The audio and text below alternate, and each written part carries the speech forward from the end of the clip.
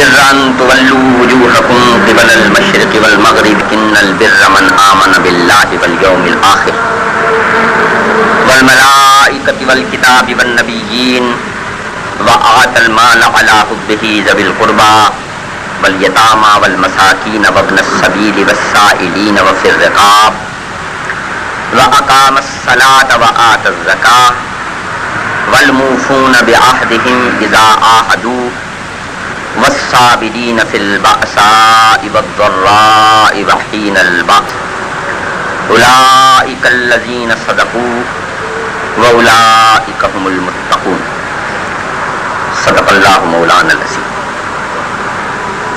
میرے بزرگوں اور بھائیوں، مجھے آپ کے سامنے قرآن کے نظام تربیت کے موضوع پر کچھ گفتگو کرنی ہے۔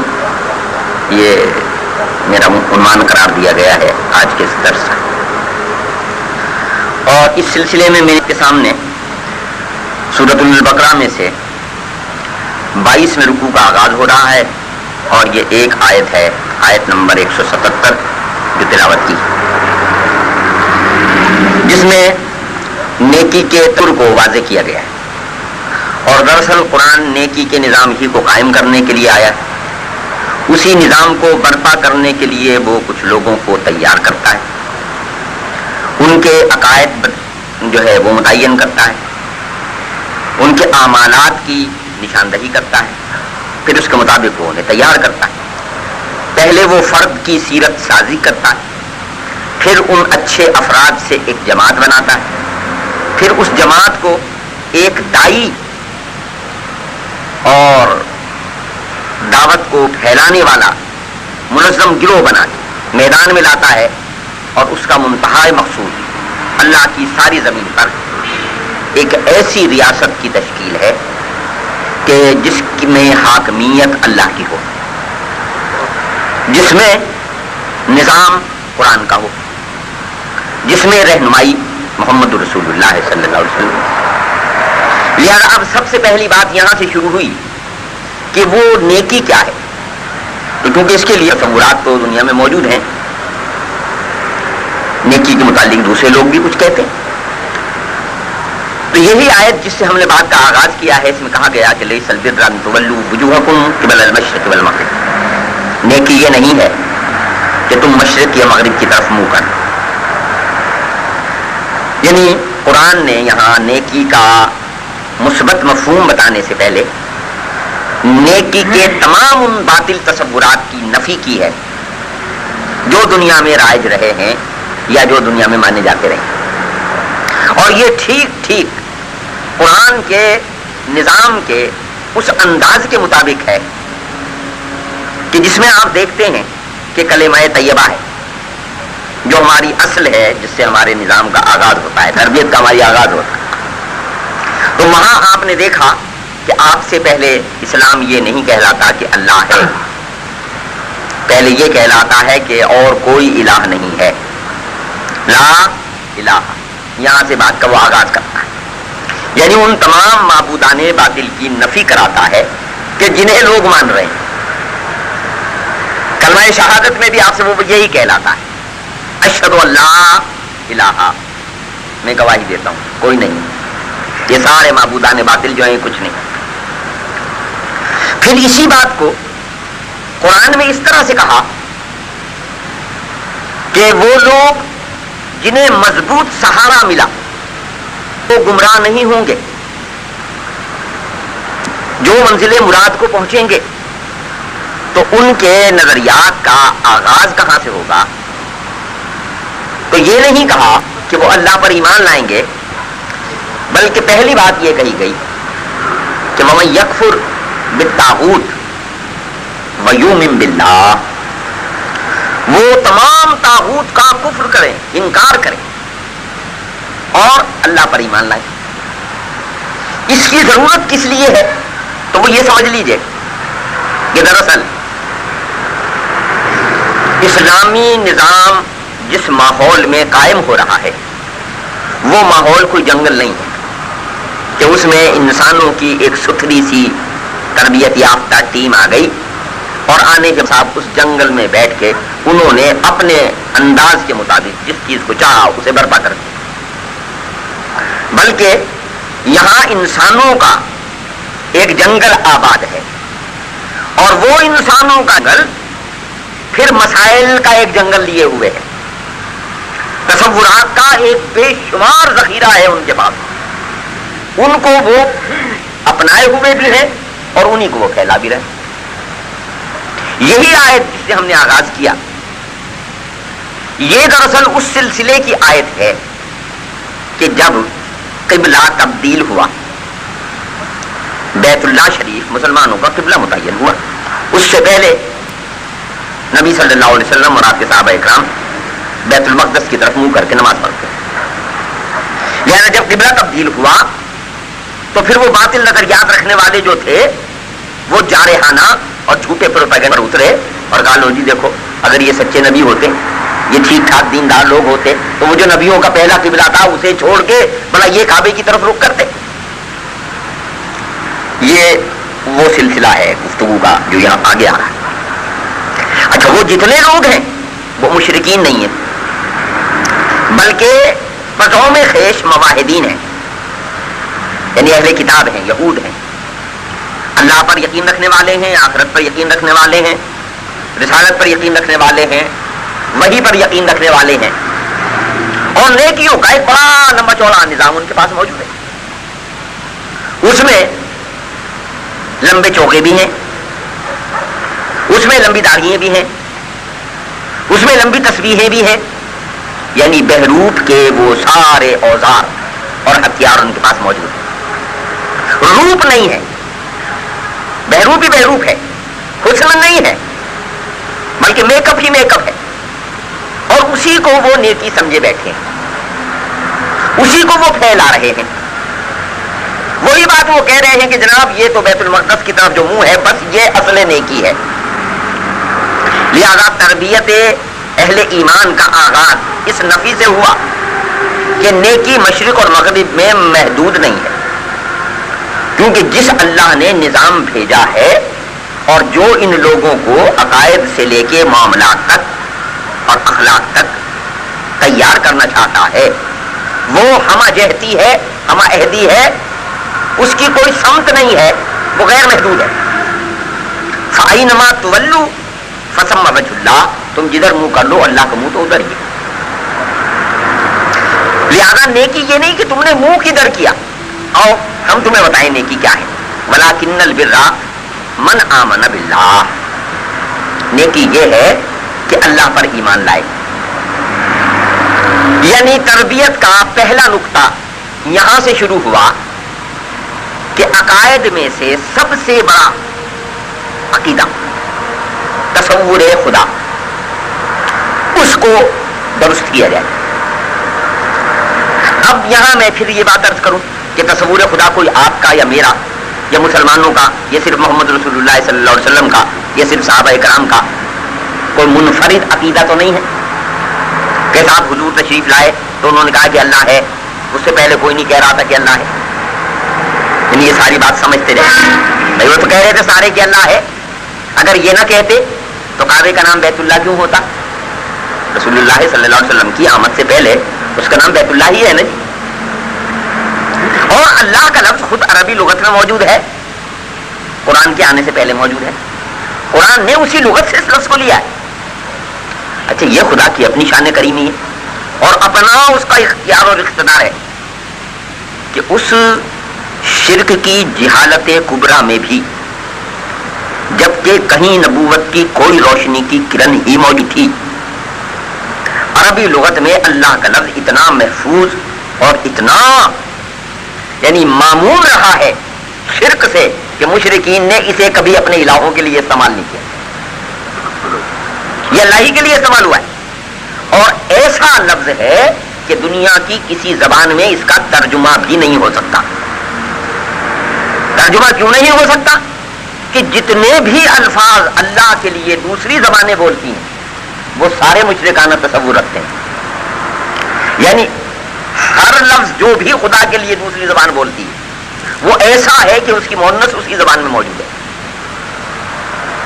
اس کا اسی زبان میں موجود ہے, اس میں چھوٹے بڑے کا تصور اسی زبان میں موجود ہے. اگر خدا ہے تو خدائے گاں بھی ہے, لیکن اللہ کا ایسا لفظ ہے کہ وہ اپنا وہاں مؤنث بھی نہیں رکھتا, اپنا جمع بھی نہیں رکھتا, اپنا تسنیہ بھی نہیں رکھتا, جبکہ عربی زبان تو کوئی ایسا لفظ رکھتی ہی نہیں ہے کہ جو اپنا جمع اور تسنیہ نہ رکھتا ہو. تو اتنا محفوظ لفظ ہے وہ, اور وہ سارے اللہ کو مان رہے تھے. پھر خاص بات دیکھ لیجئے کہ وہ یہود جو مواحد ہیں وہ یہاں خاص طور سے مخاطب ہے. تو کہا گیا کہ ایمان یہ نہیں ہے, نیکی یہ نہیں ہے کہ تم نے منہ کدھر کیا, بلکہ نیکی یہ ہے کہ اللہ کو مانو.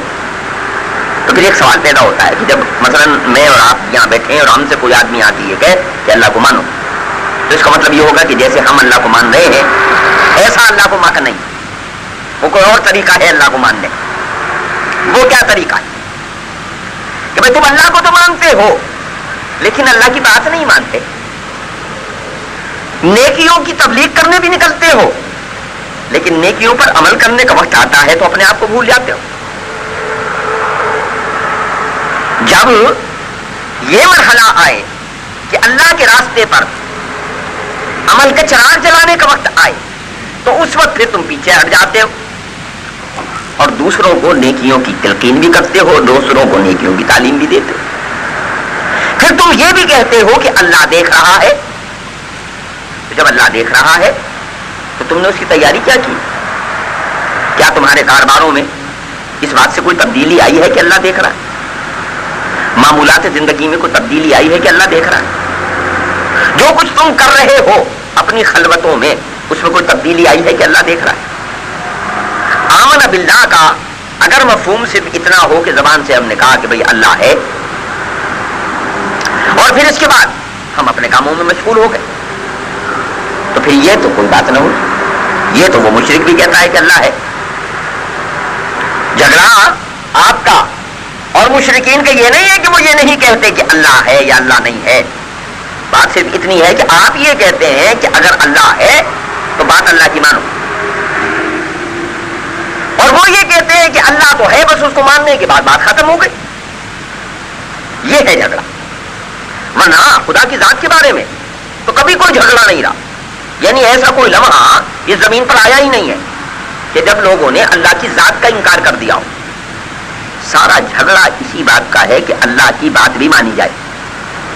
اور قرآن کا جو نظام ہے وہ اسی تربیت کو پہلے یہاں سے شروع کرتا ہے کہ تمہاری تربیت ہم نے کرنی ہے. اس تربیت کا نقطۂ آغاز یہ ہے کہ پہلے انکار کر دو اس ساری بات کا کہ اور کوئی ہے ہی نہیں,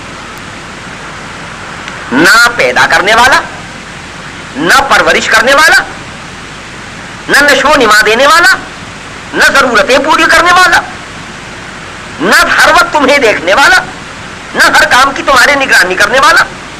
ایسا کوئی نہیں. وہ اللہ جس پر ایمان لانے کی ہم بات کر رہے ہیں اسے اس انداز میں مانو کہ وہ تمہیں دیکھ رہا ہے.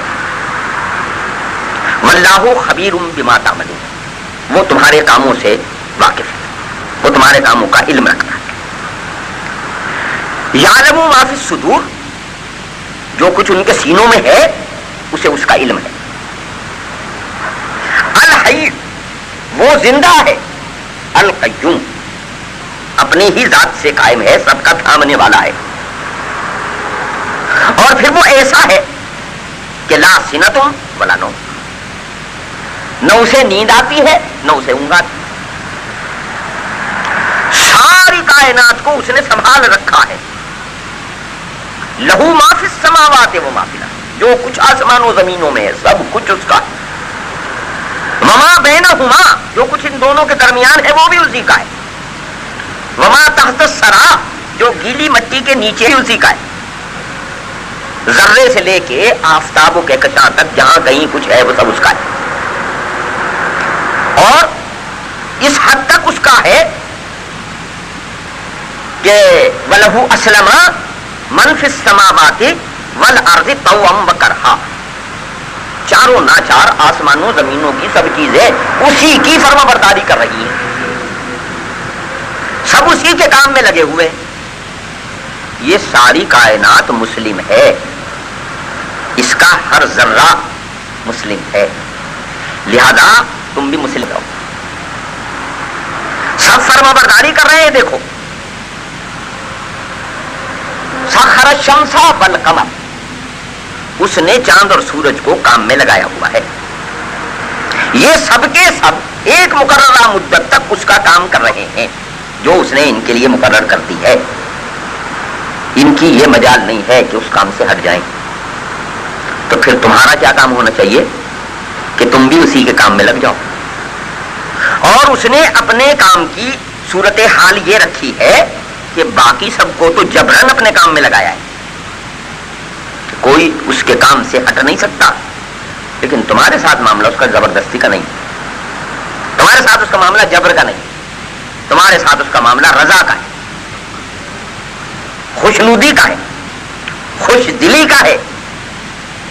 لہذا اس سے اس کا مطالبہ تم سے یہ نہیں ہے کہ ہم تمہیں زبردستی نماز پڑھائیں گے، ہم تمہیں زبردستی فرما بردار بنائیں گے. حالانکہ ہم یہ طاقت رکھتے ہیں، لیکن تم سے ہم صرف اپیل کریں گے، تم تک ہم بات پہنچائیں گے، تم تک نتائج کی پوری وضاحت کر دیں گے، ہر چیز کے اثرات تمہیں بتائیں گے، دونوں راستے تمہارے لیے کھولیں گے، راستے پر چلنے کی سہولتیں دیں گے، ہاتھ پکڑ کے نہ بھلے راستے پر لائیں گے نہ برے راستے پر جانے کے لیے کسی اور کو یہ طاقت دیں گے وہ کہ تمہیں برے راستے پر لے جائیں. یہ تمہارا ہمارا واسطہ ہے، یہ تمہارا ہمارا معاملہ ہے. اور دیکھو اسی کے مطابق ہم تمہاری تیاری کرتے ہیں. ہم نے اسی منصوبے کے تحت تمہیں پیدا کیا ہے. یہ منصوبہ تمہاری تخلیق کے لیے خاص منصوبہ ہے. اور اس کے لیے ذرا گرد و پیش پر نظر ڈالیں. یہاں تم نہیں آئے تھے تو یہ سارا کچھ یہاں موجود تھا کہ نہیں تھا؟ کوئی کمی تھی اس کائنات میں؟ کوئی اور شے ایسی ہے جو تمہارے آنے کے بعد آئی ہو؟ کوئی پانی آیا ہو، کوئی دانا آیا ہو، کوئی کھانے پینے کی چیز آئی ہو، کوئی آسمان آیا ہو، کوئی ستارہ آیا ہو، کوئی چاند آیا ہو، کوئی سورج آیا ہو؟ چھوٹے سے ذرے سے لے کے کوئی بڑے سے بڑا پورا ایسا بتاؤ جو تمہارے بعد آیا ہو. اس ساری کائنات پر نظر ڈالو، تمہارے بعد کچھ نہیں آیا، تم سب سے بعد آئے ہو. یہ سارا کائناتی نظام ہم نے پہلے سجا دیا تھا. یہ سارا کاروبار حیات یہاں ہم نے پہلے پھیلا دیا تھا، اور اس میں کوئی کمی باقی نہیں تھی. اگر تمہیں ہم یہاں سے نکال لیں، چلو تم خود سوچو، اس کائنات کے نقشے سے تمہیں نکال لیا جاتا ہے تو اس کائنات میں کوئی کمی واقع ہو سکتی ہے؟ ہو جائے گی. بھائی روزانہ لوگ لاکھوں مرتے ہیں، ان کے مرنے سے کوئی کمی ہو جاتی ہے اس کائنات میں؟ کوئی نہیں ہوتی. تو ساری نسل انسانی اگر مر جائے تو کوئی کمی ہو جائے گی؟ کوئی کمی نہیں ہوگی. تو پتہ لگا کہ اس کائنات میں تمہاری حیثیت کیا ہے، بالکل جدا ہے اس کائنات سے. یہ ساری کائنات سج چکی تھی، پھر اس کائنات میں ہم نے تمہیں بھیجا.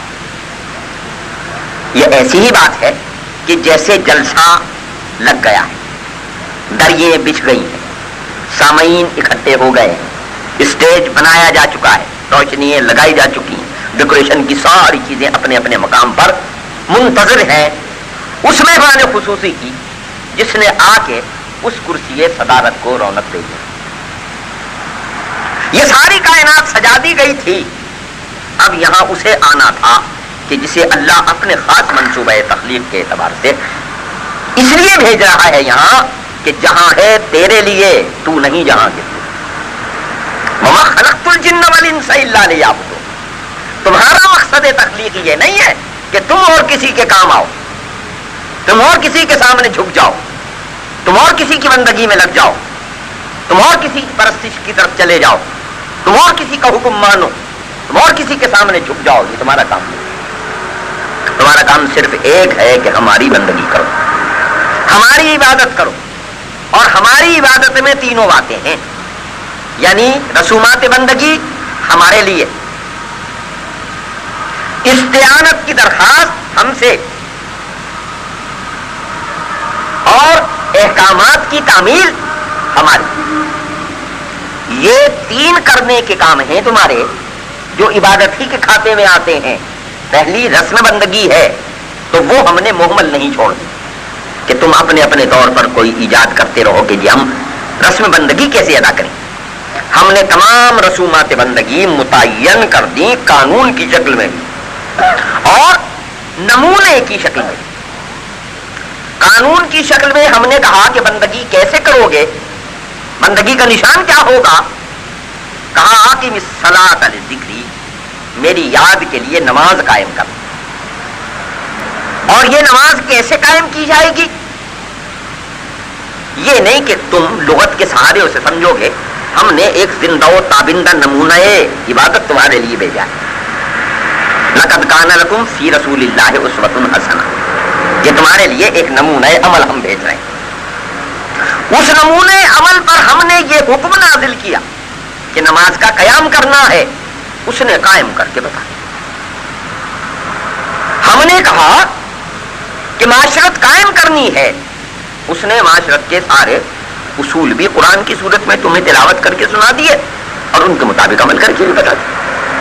اللہ حاضر قیاس زندگی کے سارے معاملات. تو آمنا منہم, من آمن باللہ والیوم الآخر, تو یہ اللہ پر ایمان لانا صرف یہ نہیں ہے کہ زبان سے تم نے یہ کہا کہ اللہ ہے اور بات ختم ہو گئی. نہیں, جب اللہ ہے تو اس کو اس کی تمام صفات کے ساتھ مانو تاکہ تربیت کے اس پروگرام کا آغاز ہو جس کے لیے تمہیں اس زمین پر بھیجا ہے.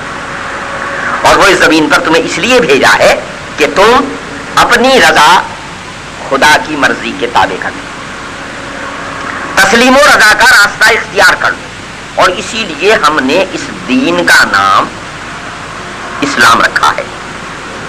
اور یہ بات ہم نے پیغام کی صورت میں تمہیں وحی کر کے بھیج دی ہے کہ ان الدین عند اللہ الاسلام, اللہ کے نزدیک پسندیدہ دین اسلام ہے. اور اسلام کا مطلب کیا ہے؟ خودرائی چھوڑ دینا, سرے اطاعت جھکا دینا, من مانیوں سے دستبردار ہو جانا, اللہ تعالیٰ کے ہاتھ میں اپنی زندگی کی لگام رضاکارانہ طور پر دے دینا. یہی بات ہم نے ابراہیم سے کہی تھی. اذ قال لہ ربہ اسلم, فرما بردار ہو جا. قال اسلمت لرب العالمین, اس نے کہا میں فرما بردار ہوتا ہوں اللہ رب العالمین کا. ابراہیم کی یہی وصیت ہے کہ وہ فرما بردار ہو گیا رضاکارانہ طور پر. جب ہم نے اس سے کہا تو اس نے شرطیں نہیں لگائیں کہ صاحب روٹی بھی دو گے, اس لیے کہ وہ تو ہم نے پہلے کہہ دیا ہے کہ یرزقکم من فی السماء والارض, آسمانوں اور زمین سے ہم تمہیں رزق دیتے ہیں. اور کون رزق دیتا ہے؟ حل من خالق غیر اللہ, اللہ کے سوا بھی تمہارا کوئی پیدا کرنے والا ہے؟ کوئی نہیں ہے اللہ کے سوا تمہارا پیدا کرنے والا. تو پرورش کرنے والا بھی اللہ کے سوا تمہارا کوئی اور نہیں ہے. یہ شرطیں ہم سے لگانے کی نہیں. ہم نے دو کام رکھے ہیں, ایک کام ہمارا ہے وہ تمہاری پرورش ہے, ایک کام تمہارا ہے وہ ہماری تابع داری ہے. اور شامت اعمال ہماری ہے کہ ہم کہتے ہیں کہ پرورش کی ذمہ داری تو ہم تمہیں دیتے نہیں, یہ تو ہم خود کر لیں گے. روٹی کا آپ پر اعتماد نہیں کرتے, وہ ہم اپنی محنت مزدوری سے تلاش کریں گے. اور یہ رہ گئی کی تابع داری, یہ ہم سے ہوتی نہیں ہے, آپ خود کر لیجیے. یعنی پروگرام کو ہم الٹنا چاہتے ہیں. انہوں نے پروگرام سادہ سادہ رکھا ہے کہ بھائی تمہیں ہم مرنے نہیں دیں گے جب تک تمہارے حصے کا رزق تمہیں پہنچا نہ دیں. تم یہاں سے کہیں جا نہیں سکتے, جتنا تمہیں دینا ہے ہمیں ہم اتنا ہی دیں گے. جلدی نہ مچاؤ, اپنا رزق کھا کے تم مرو. تو لہذا من آمن باللہ, نیکی یہ ہے کہ آدمی اللہ کو مانے اور اللہ کو ایسا مانے جیسا اللہ کو ماننے کا حق ہے. اس بات کو اب دوسری جگہ کہا کہ وہ کس طرح مانے. تین باتیں کرتا ہے قرآن. ایک تو یہ کہتا ہے کہ جب مانا ہے تو کیسے مانا ہے کہ وہ بادشاہ کائنات ہے. کوئی ایسا بادشاہ بھی ہے جس سے اس کی رعیت ڈرتی نہ ہو؟ اللہ سے ڈرو. اللہ سے ڈرنے ہی کے لیے یہ سارا نظام ہم نے رکھا ہے. اور حق کا تقاتے ہی اتنا ڈرو جتنا اس سے ڈرنے کا حق ہے. اور فلا تموتن الا وانتم مسلمون, یہ ساری زندگی کا سودا ہے, فرما برداری مرتے دم تک کرنی ہے. لہذا اللہ پر ایمان لانا پہلا مرحلہ ہے اس بات کا کہ ہم تیار ہو گئے ہیں وہ تربیت پانے کے لیے جو قرآن ہمیں دینا چاہتا ہے. کہ ہم نے یہ تسلیم کر لیا کہ اللہ ہمارا پیدا کرنے والا بھی ہے اللہ ہمارا پالنے والا بھی ہے اور اللہ ہمارا نظام زندگی متعین کرنے والا بھی. پھر یہ کہ یہ اللہ جس نے ہمیں پیدا کیا، یہ اللہ جس نے ہمارے لیے پرورش کا اہتمام فرمایا، اور یہ اللہ جس نے ہمارے لیے یہ سارا اہتمام کیا ہے، اور یہ جو ہمیں قانون دے رہا ہے، یہ ایک دن ہم سے یہ پوچھے گا کہ میرے قانون کے مطابق تم نے عمل کیا تھا. یہ ہے والیوم الآخر. تو جب کوئی یہ کہے کہ میں آخرت کو مانتا ہوں تو اس کے ہاں ایک تبدیلی آنی چاہیے، اور وہ تبدیلی یہ ہے کہ وہ اپنی خلوتوں میں بھی محتاط ہو جائے، کیونکہ آخرت میں میرا جواب آپ نہیں دیں گے اور آپ کا جواب میں نہیں دوں گا. جو کچھ حساب کتاب ہو رہا ہے وہ سارا کا سارا لکھا جا رہا ہے. پہلی بات تو یہ کہ وہ جنہوں نے ہمیں پیدا کیا ہے نا، اللہ، انہوں نے اپنی یہ صفت بھی ہمیں بتا دی کہ علیکم رقیبہ، تمہارا نگران کار ہے وہ. ان کل نفس لما علیہا حافظ، ہر نفس پر محافظ ہے،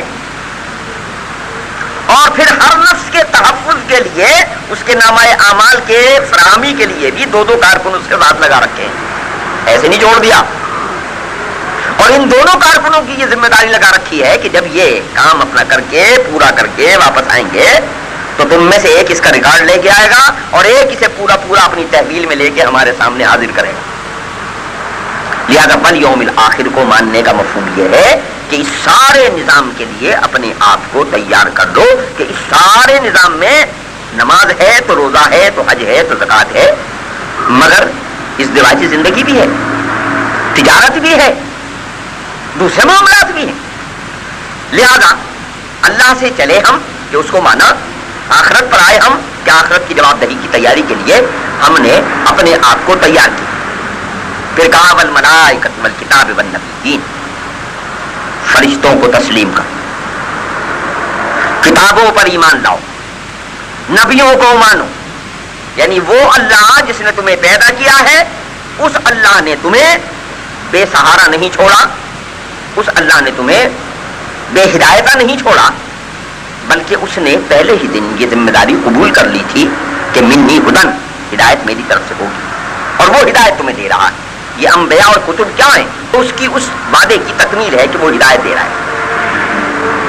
لہذا اپنے آپ کو کتاب کے پابند کرو، اپنے آپ کو نبیوں کی تعلیم کا پابند کرو، اور اب ساری تعلیمات اکٹھی کر کے ہم نے قرآن کی صورت میں دی ہے، اور ساری ہدایت اکٹھی کر کے محمد رسول اللہ صلی اللہ علیہ وسلم کی سیرت کی صورت میں تمہارے سامنے رکھی. لہذا یہ 4 نقطے ہوئے اس تربیت میں عقیدے کے. اللہ کو ایسا مانو جیسے اللہ کے ماننے کا حق ہے، آخرت کو ایسا تسلیم کرو جیسا اس کے تسلیم کرنے کا حق ہے. اور وہ حق کیا ہے؟ حضرت سیدنا علی رضی اللہ تعالیٰ عنہ کا ایک قول یاد آیا. آپ نے فرمایا کہ اگر آنکھوں سے میری حجابات کے پردے اٹھ جائیں، یعنی وہ آخرت اور قیامت جو ہمیں اب نظر نہیں آ رہی، وہ انہیں بھی نہیں نظر آ رہی، فرمایا اگر یہ پردے ہٹ جائیں اور وہ آخرت میرے سامنے آ جائے تو میں جتنا اسے بغیر دیکھے مانتا ہوں، مجھے یقین ہے کہ جب وہ میرے سامنے آ جائے گی تو وہ اس سے سوا کچھ نہیں ہوگی جتنا میں اسے مانتا ہوں. اور اصل بات یہ ہے کہ جب تک آدمی اسے اس طرح نہیں مانتا اس وقت تک آدمی اپنے فارم میں ہی نہیں آتا. صحابہ اکرام کا یہ کہنا کہ احد پہاڑ کے اس طرف سے ہمیں جنت کی خوشبو آتی ہے، تو یہ خوشبو کب آتی ہے؟ جب آخرت واقعی دل میں اتر جاتی ہے. اچھا، اور یہ بات نہیں ہے کہ وہ کل والوں کے دل میں اتری تو یہ خوشبو کل والوں کو آئی، آج والوں کے دل میں اترے گی تو نہیں آئے گی. نہیں، آج والے کے دل میں بھی اگر اترتی ہے تو آتی ہے. مجھے ایک بات اسی عہد کی یاد آئی. ایک جاپانی مسلمان ہوا، یہ ابھی یعنی اسی ماضی قریب کی بات ہے. اس سے کسی اخبار والے کا وہ انٹرویو ہے جو میں نے پڑھا، جو میں آپ کے سامنے بیان کرنے لگا. ہوا یہ کہ وہ جب مسلمان ہو گیا تو زلزلہ آیا. جاپان زلزلوں کی اس پٹی پر ہے جہاں اکثر زلزلے آتے رہتے ہیں، اور زلزلوں کی پٹی پر آپ اور ہم بھی ہیں. زلزلے ہمارے یہاں بھی آتے رہتے ہیں، لیکن آپ نے دیکھا ہوگا کہ ہمارے یہاں جب زلزلے آتے ہیں تو کیا ہوتا ہے کہ ہم بڑے زور کے ساتھ، شور کے ساتھ کلمہ پڑھنے لگتے ہیں. اور اس کلمہ پڑھنے کا نفسیاتی تاثر یہ نہیں ہوتا کہ بھائی اب مرنے کے اب چلے ہیں اللہ تعالیٰ کے ہاں چلیں, تجدید عہد کر لیتے ہیں. ہمارا تصور یہ ہوتا ہے کہ اس کلمہ پڑھنے سے شاید مرنے سے بچ جائیں گے, اس کے سوا کوئی نہیں ہوتا. آپ اس کا پورا نفسیاتی تجزیہ کیجئے, وہ بڑے شور سے ایک دم لا الہ الا اللہ جو کہتا ہے نا, تو وہ سمجھتا بس اس کے پڑھنے سے شاید یہ چھت مجھ پہ نہیں گرے گی, میں بچ جاؤں گا. یعنی زندگی کا وہ اتنا متلاشی ہے اور اتنا چاہنے والا ہے کہ ابھی آخری وقت پر کلمہ اس لیے نہیں پڑھ رہا کہ خدا کے یہاں جانا ہے, بلکہ اس لیے پڑھ رہا ہے کہ شاید بچ جائے. تو وہ جاپانی نے جب زلزلہ آیا تو غالباً 5ویں 6 منزل پر تھا, وہ ساری بلڈنگ گر پڑی اور وہ بالکل نیچے گئے, بے ہوش ہو گیا, زخمی ہو گیا, اسپتال چلا گیا. وہاں جب وہ ہوش آیا, ٹھیک ہوا, وہاں اس سے اخبار نویسوں نے پوچھا کہ جناب یہ جب زلزلہ آیا تو آپ کا کیا تاثر تھا؟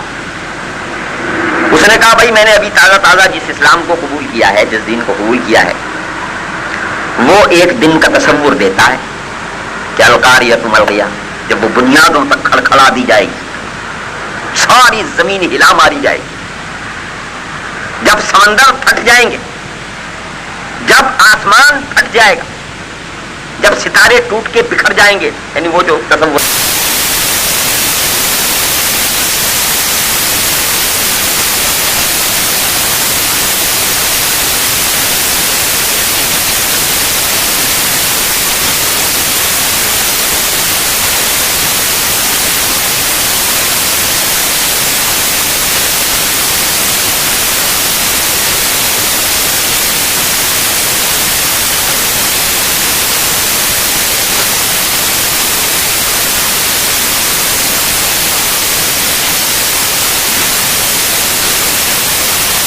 محسوس کرے کہ وہ آنے والی ہے, اور جب یہ بات ہو جائے تو پھر آدمی وہ آدمی بن جاتا ہے کہ جسے مومن کہتے ہیں, جسے متقی کہتے ہیں, جسے قانت کہتے ہیں, اور قرآن جیسا آدمی بنانا چاہتا ہے. تو اب ایسا آدمی بنانے ہی کے لیے اللہ نے کتابیں بھیجی ہیں. تو کتاب ہم پر قرآن آئی, یہ ہمارے گھروں میں رکھی ہوئی, لیکن اس کے ساتھ ہمارا طرز عمل کیا ہے, اس پر غور کریں. یعنی بات یہ ہے کہ ہم قرآن کی تربیت کی بات کر رہے ہیں, تو خود کتاب تربیت کے ساتھ ہمارا طرز عمل کیا ہے. یہ آب زندگی ہے, زندگی کے معاملات اور مسائل کا حل بتاتی ہے. لیکن ہم نے اس کے ساتھ جو طرز عمل برتا ہوا ہے وہ یہ کہ یہ کتاب زندگی نہیں رہی, ہم نے اسے بالکل زندگی سے کاٹ دیا. یہ بات میں بلا خوف تردید کہہ رہا ہوں. یہ گفتگو کیا ہے, یہ تذکیر ہے, یہ یاد دہانی ہے. ہم آپس میں بیٹھے اور یہ یاد کر رہے ہیں کہ وہ کتاب جس پر ہم ایمان لائے, کہ جو ہماری زندگی کا رہنما اور ہماری زندگی کو ٹھیک کرنے والا سب سے بڑا روشن چراغ ہے, اس کے ساتھ ہمارا طرز عمل کیا ہے. اس کتاب کا حق تو یہ ہے کہ پہلے اسے پڑھا جائے, پھر اسے سمجھا جائے, پھر اس کے مطابق عمل کیا. ہم نے اس کو پڑھنا بھی چھوڑ دیا, ہم نے اس پر عمل کرنا بھی چھوڑ دیا. اب ہمارے ہاں اس کا کام کیا رہ گیا, خوبصورت غلافوں میں لپیٹ کے ہم اسے اپنے طاقوں میں رکھ لیتے ہیں, اپنی کارنس پر سجا لیتے ہیں, اور اگر کبھی کسی کو بخشوانے کے لیے کوئی ایصال ثواب کرنا ہو تو پھر ہم کچھ ایسے لوگوں کو بلاتے ہیں جن کے لیے ہمارا تصور یہ ہے کہ بھئی یہ پڑھنے کے لیے ہے اور ہم انہیں کھلانے کے لیے. یہ بڑی کردناک بات ہے.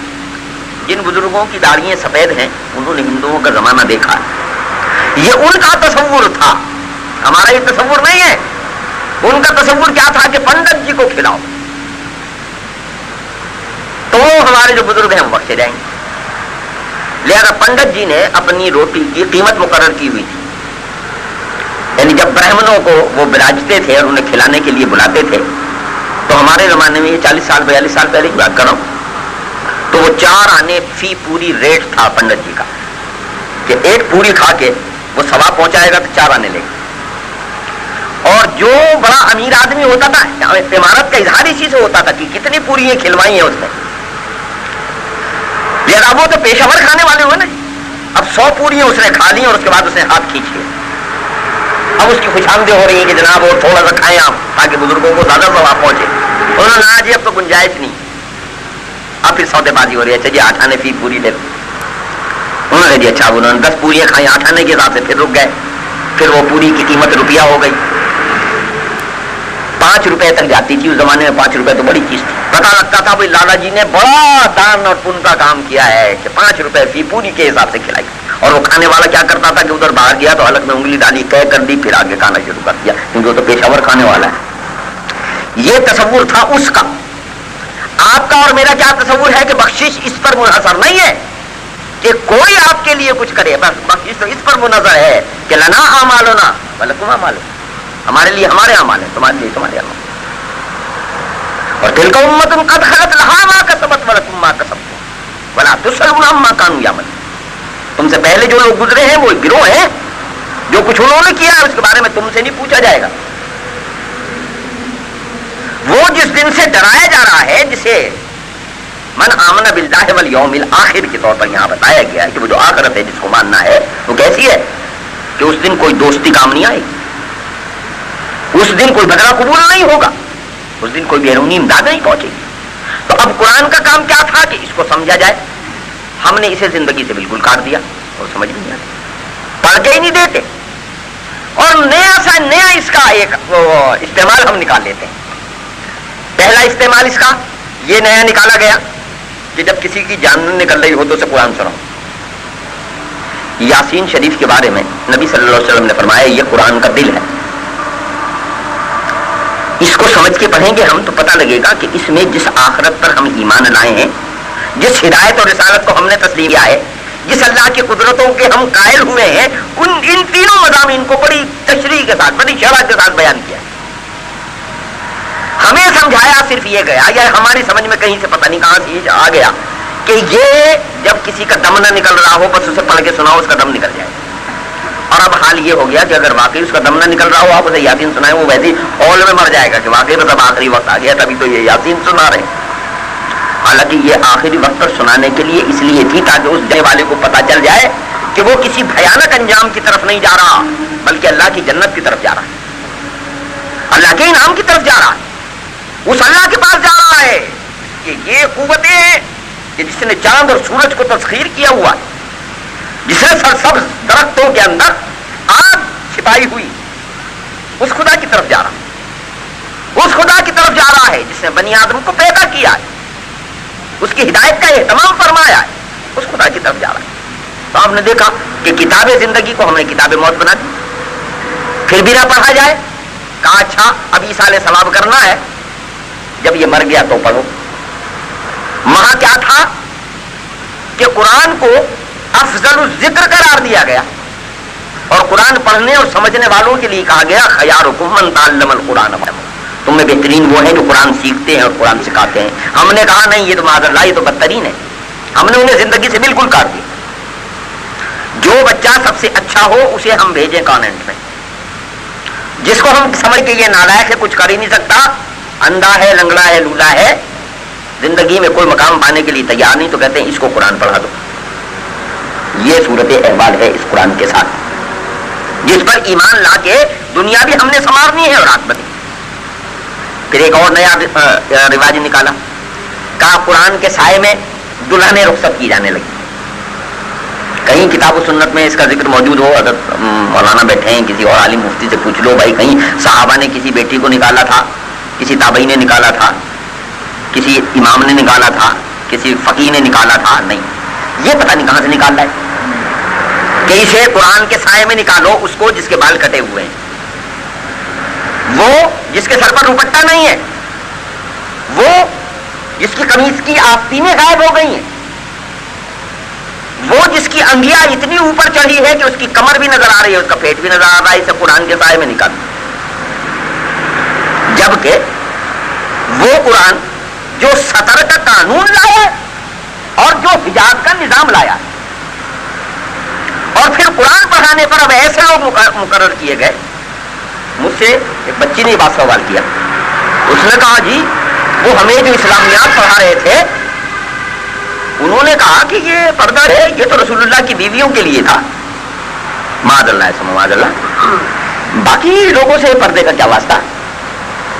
ये वो कह रहा है जो एमए इस्लामियात भी है, एमए अरबी भी है और यही मजमून पढ़ा रहा है कॉलेज में। वो कहता है ये नबी की बीवियों और बेटियों के लिए आया था, हालांकि उसमें निसाइल मोमिनीन का पूरा जिक्र मौजूद है उसी आयत में, سورہ احزاب کی جس آیت میں جو آیہ حجاب ہے اس میں جہاں نبی کی بیویوں کا ذکر ہے وہیں نبی کی بیٹیوں کا ذکر ہے وہیں عام امت کی عورتوں کا بھی ذکر ہے. اور جو حکم حضور کی بیویوں کے لیے ہے وہی حکم حضور کی بیٹیوں کے لیے ہے اور وہی حکم عام مومن عورتوں کے لیے. تو آپ نے دیکھا کہ ان سے کٹنے کا نتیجہ تو وہی صورتحال کہ اللہ پر ایمان لائے ہو تو اللہ کی بات مانو, آخرت کو تسلیم کیا ہے تو اس کے مطابق تیاری کرو, کتاب کو مانا ہے تو کتاب کے مطابق عمل کرو, نبیوں کو مانا ہے تو ان کی رہنمائی کو قبول کرو. اور یہ سب کچھ کر لیا ہے تو پھر دیکھو ایک بات ہے, رویہ چینج ہو جانا چاہیے. وآتَ الْمَالَ عَلَىٰ حُبِّهِ ذَوِي الْقُرْبَىٰ. اب مالیات کی بات آ گئی, یعنی ابھی تو ایمانیات کا ذکر ہو رہا تھا نا, اور ایک دم بات معاملات سے مالیات پر آئی. مال کو یعنی اس کے دو ترجمے کرتے ہیں, دو نقطے بیان کرتے ہیں. بس مال کو اللہ کی محبت پر خرچ کرو, اور ایک یہ کہ مال کی محبت کے باوجود مال کو اللہ کی محبت پر خرچ کرو. تربیت کا پہلا مرحلہ زبان سے اقرار ہے, دوسرا مرحلہ اس کے مطابق جسم کو ڈھالنا ہے, اور تیسرا مرحلہ اپنی جیب کو مسلمان کرنا ہے. اسے اسی ترتیب سے لے لیجیے کہ پہلی بات کو ہم نے کہا کہ اسلام کی بنیاد کیا ہے, تو فرمایا اسلام لانے والے نے کہ وہ 5 ہیں ستون جن پر یہ عقل تعمیر ہوا ہے. شہادت لا الہ الا اللہ, پہلی بات جو ہے وہ تو اس بات کی گواہی ہے کہ اللہ کے سوا کوئی معبود نہیں, گواہی ہے اس بات کی کہ محمد صلی اللہ علیہ وسلم اللہ کے بندے اور اس کے رسول.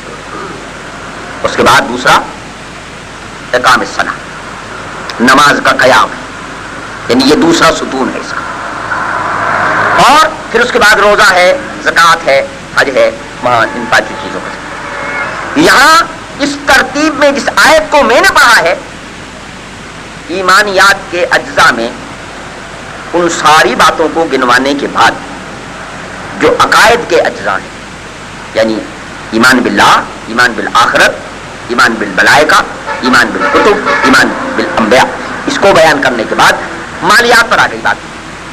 اس لیے حضرات کہ آدمی نماز تو پڑھ لیتا ہے مگر نماز پڑھنے کے باوجود جیب مسلمان نہیں ہوتی, یہ بڑی مشکل سے مسلمان ہوتی. اور سمجھ لیجئے جس کی جیب مسلمان ہو جائے پھر وہ تقریباً مسلمان ہو ہی جاتا ہے.